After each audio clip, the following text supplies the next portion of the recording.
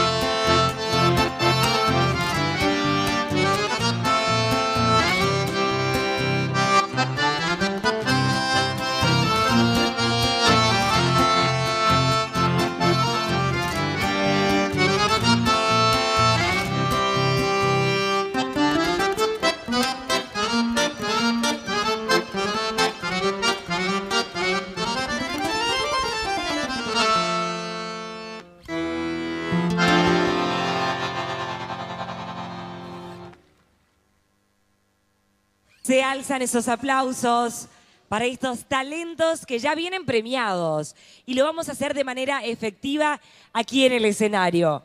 Ellos han salido de la sede de Buenos Aires, de lo que es Casa Corrientes, y actualmente viven allí, viven en Buenos Aires. Se han venido desde allí estos talentos que van a ser premiados con la distinción de SADAIC Revelación de la 28ª Fiesta Nacional y 14ª del Chamamé del Mercosur. Vamos a invitar para hacer entrega del reconocimiento a Obdulio Barbosa, quien es gerente de SADAIC, y a la coordinadora de los certámenes prefiesta, Margarita Mambrín. Ellos van a hacer entrega de esta placa. Ellos fueron ganadores entre todos los ganadores de las diferentes categorías en lo que respecta a prefiesta el año pasado. ¿Les regalamos sus aplausos para estos talentos que nos están visitando desde Capital Federal? Ganaron en la sede de allí de Buenos Aires, en lo que respecta a la Casa de Corrientes, reciben la distinción, fueron contratados y tienen la posibilidad de ser parte de esta fiesta grande. Pero nos vamos a despedir con una más, ¿les parece? Muchísimas gracias. Con ustedes, May Mabá.